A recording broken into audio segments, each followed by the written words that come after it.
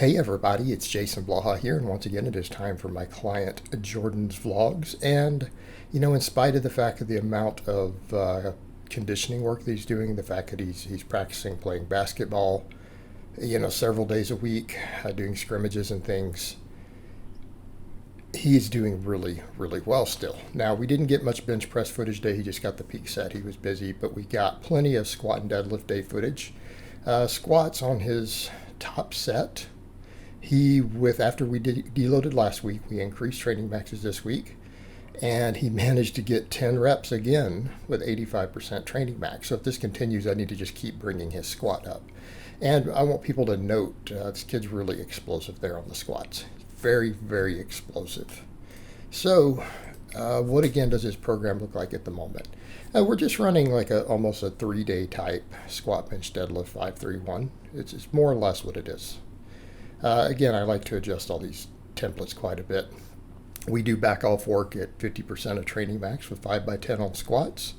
Then I have him do 3 sets of 10 with dumbbell split squats, and then we do 5 sets of pull-ups, just using body weight, a lot of body weight stuff. And I'm really big on body weight exercises, as most of you know. All right, chin-ups, pull-ups, these things. A lot of my guys do dips. A lot of my guys do glute ham raises. A lot of my people do hanging leg raises. So people get this idea that, I'm somehow anti-calisthenic, but most of my lifters do body weight movements. Now, barbells are always primary because, again, maximizing overall size and strength, barbells will always be king. Barbells will always be king. But calisthenics, dumbbells, all these things have their place for building muscle. Right, for building muscle, because that's ultimately what we're always trying to do, and people need to remember that no matter what we do for maximizing strength, gaining muscle has to be a priority, because that's where we get our performance, right? Even if you're getting stronger to be out on a playing field or a sport, it's muscle mass that gives you that, right? Cross-sectional area. So hypertrophy is always going to be the name of the game. So, in this case, we ramp up to 1 peak set on the squat, bench, and deadlift every week to maximize strength for him. And then we do a lot of volume, pretty close to optimal levels of volume. Again, the way that I calculate it. So we end up doing about 10 total sets of squat variations, at least 10 sets of hip hinge variations, so on and so forth. 10 sets of pressing, 10 sets of pulls. So, in this case, represented by pull-ups and chin-ups, depending on how he's feeling week to week with that. So again, we knock out pull-ups, and I like to do pull-ups for him on squat day. Some of my people do all their pull-ups and stuff and all their pulling on deadlift day. Some of them do it in different phases, but in his case, I have a lot of hip hinge work. I have a lot of hip hinge work there. And so again, we don't always do pull-ups there, but I more or less, I guess his squat days are almost a full body day, aren't they? They really are, because we do a lot of squatting and pull-ups. And it works well for a young athlete like this. Now, benching, we did good. We got 8 reps. 8 reps on the plus set. Again, keeping in mind, our goal is to get 5 or more, and anything over 5 is where we want it to be. So he got 8. Not quite as impressive as the squatting again this week, but good. And again, I'm having him work on pausing, having him work on keeping those wrists straight, right? Notice the lack of wrist bend. We're making a fist, we're punching this guy. He's got a decent little arch setup. Then deadlifts. We got 8 reps also. With, again, after the new training max increase. And I've got his training max set at 325 now. So this is 85% of that. He got 8 reps. I have a feeling, based upon this first week coming back after the deload, because he really needs the deloads, given all the sport-specific stuff that he does, right? Given that, in his case, we need the deloads. They're critical. So every 4th week we deload, then we raise training maxes based upon the last wave, and then we move forward. And we don't need a lot of variation in his programming. Again, we're just base building.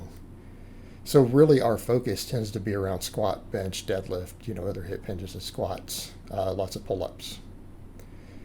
Lots of pull-ups. And then, of course, I do band work for his triceps and things. And this is all that he needs right now. It's all that he needs. We're just chasing performance, and we just need to get as thick as possible, and we need to build strength. But keeping in mind, he has to do other stuff. His benching day, even though we didn't get much of it on camera this week, pretty straightforward. Right? We bench to ramp to the peak set. We do 5x10 back off work with flat bench. He does 3 sets of dumbbell press. Does 5 sets of pull-ups, band press down. So that's a lot of upper body volume in one day. But again, we only have one true upper body day every week for him.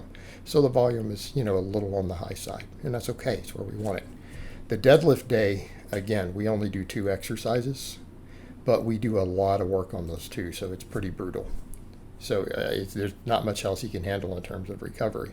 So we ramp to that peak set, right? Then we do 5 sets of 10 on the deadlifts at 50% of that.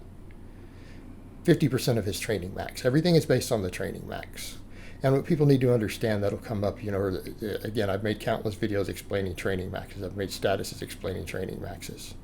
This shouldn't be something people are not familiar with at this point. It does not mean your true max. I assign the training maxes, right? I assign the training maxes for all my lifters week to week. And some of my people who do singles, I literally assign the singles I want them to do every week to the pound.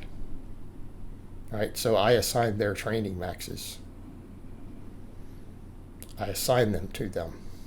Guys like Mike right now, right, who doesn't really vlog, but I occasionally put up his big lifts, who's cutting. Maybe he'll vlog again one day. But in the case of these guys like Jordan, I base their training maxes around their performance. And I don't want the training maxes to be over, if I can avoid it, 95% of their max. And we start weaker and then we build up towards that.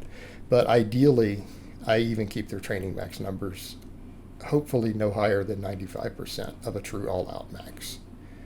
So again, all we do on these days for him is we deadlift and do good mornings. Right? A lot of hip hinge work. And all athletes need that. Right? All power starts in the hip.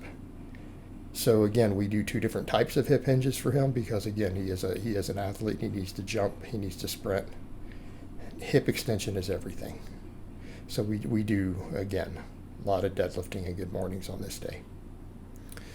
All right, guys, I'll let you finish up watching his good mornings here. So I hope it's been informative, and I will talk to you guys next time.